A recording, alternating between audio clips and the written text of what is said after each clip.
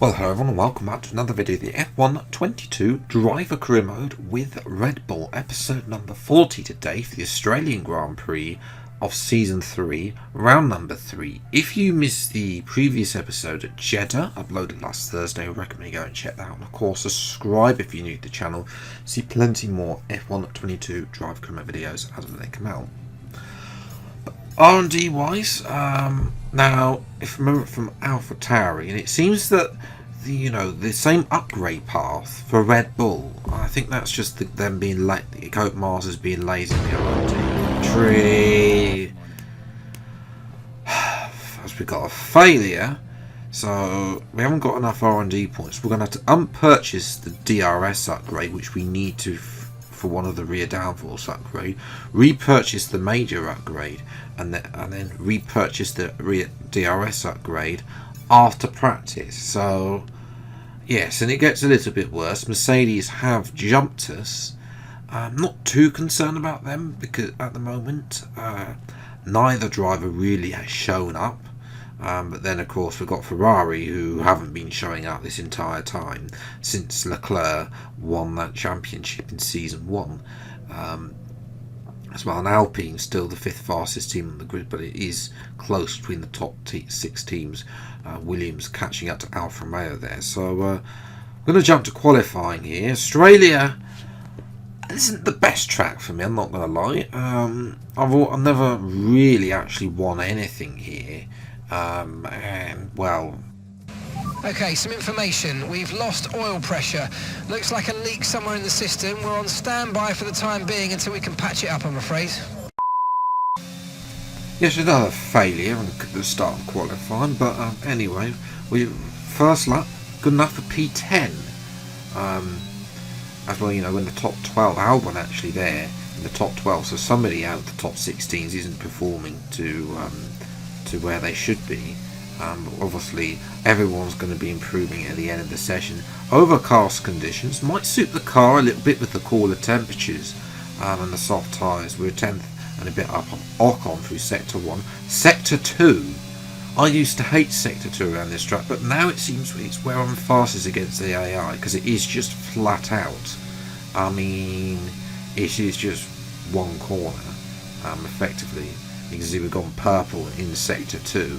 Sector 3, always hate that corner. Those two corners. They are, of all the corners that they removed, I was very disappointed that they didn't do anything with those corners, because they are horrible corners. As we come through the end of the lap, we're 3.5 bit tenths up. We're down in P, down to P13. Hopefully, though, obviously the improvements has been almost 4 tenths up on our previous best. I'm over 4 tenths now, so up to the line for a 1:16 lap time there, and that's good enough for actual fact to jump to P7. So first lap, don't really know, I don't know if that's competitive, whether somebody had a bit of a mistake on that final lap, but I mean in the end the top 6 teams are in the top 12 positions. Separated by 7 tenths, but it's Leclerc then from Verstappen. Leclerc still far in front in this career mode. Verstappen trying to catch up as well. Obviously we won last time out, so yeah, well, we'll look to make gains. 7th isn't a bad start to me, so see what we can do. It's time for the race. You can hear the Australian fans roaring as they line the track here at Albert Park. Welcome to Melbourne, and the roar from the crowd could only mean one thing. It's race day. The Melbourne circuit is certainly one that needs to be taken seriously. Its combination of slippery surfaces and difficult corners make it a tricky track when it comes to overtakes. Drivers find it hard to pass and will need to take full advantage of those DRS zones if they want to have any hope of breaking through.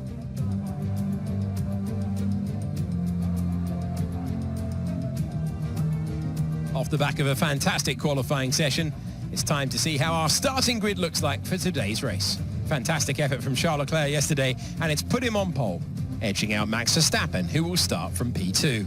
Looking down the rest of the grid, we have Norris, Gasly, Carlos Sainz and Russell, Phoenix, Ocon, Magnussen and Sebastian Vettel, Hamilton, Ricciardo, Alex Albon and Mick Schumacher, Tsunoda, Joe, Lance Stroll and Robert Schwartzman. Latifi and Valtteri Bottas begins the race from the back of the grid. And now it's time to head down to the track.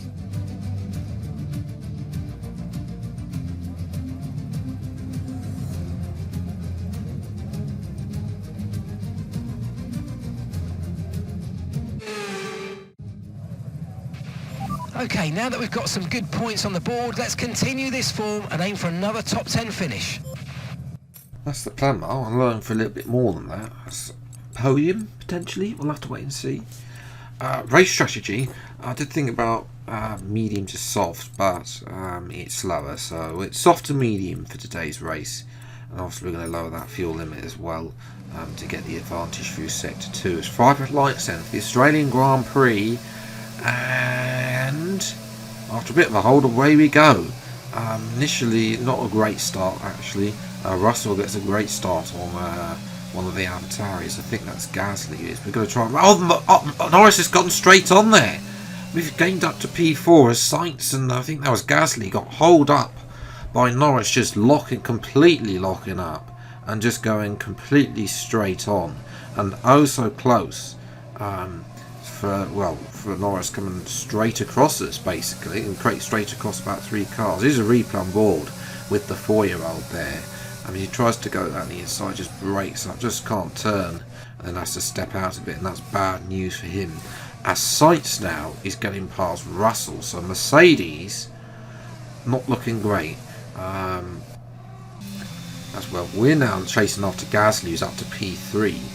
So Gasly, we're going to dart down the inside of Gasly though, get this position done. A little bit of a, excuse me, a little bit of a dive there. Not going to lie, but we needed to make that move. It was crucial to make that move because Gasly is a lot slower than us, especially through Sector 2. As an Ocon taking the leaf out of my book, but loses the position because he took too much curbing there.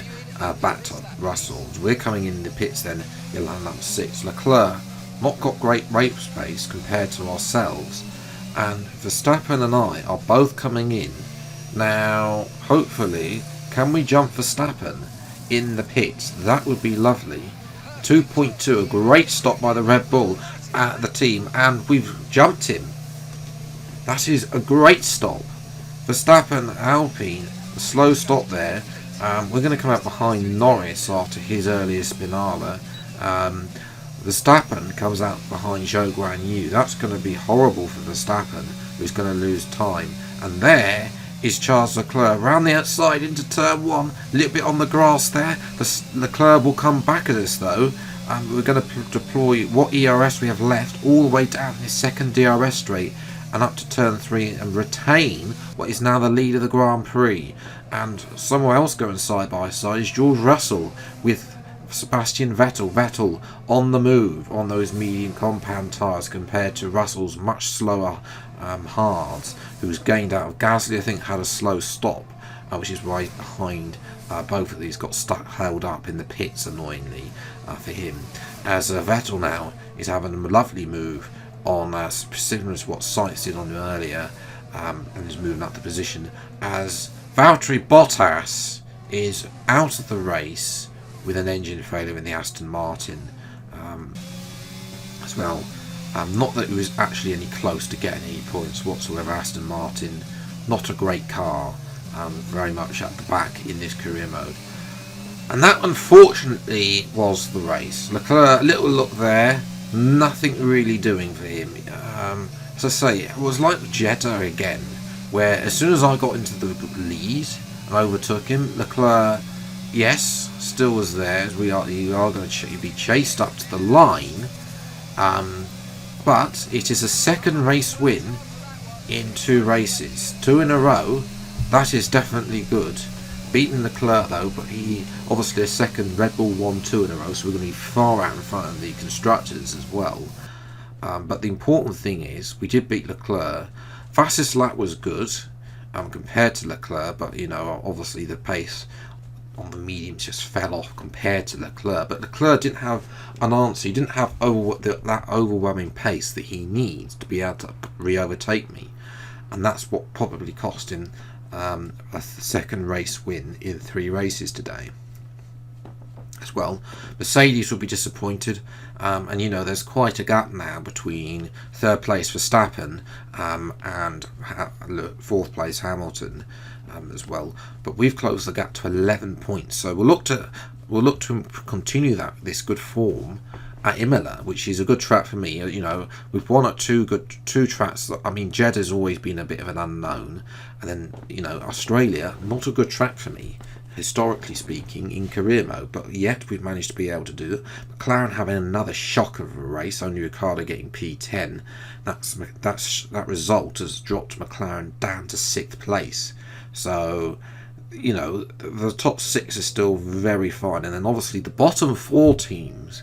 It's crucial for those bottom 4 teams to score as many points as they possible, because if you get a magic result like a P6 or a P7 in the races, then you know you're going to be on for a good result in there. And obviously for McLaren, you know, they're having a shocker. Only 1 point in 2 races since a good start to the season. Google will not be happy as well. Vettel starting to be better now. 4th place today. Can he start to improve? We haven't seen Seb in the Ferrari yet. Ferrari have technically on paper the fastest car, but so far him and Sainz haven't shown that they have the fastest car, and it's pretty much between myself, Leclerc and Verstappen way out in front compared to everyone else. So yes, if you have enjoyed this video, then leave a like, subscribe to the channel if you see plenty more F1 22 driver comment videos as and when they come out. Until the next video then, I'll see you next time. Take care, thanks so much for watching, enjoy your day, and goodbye.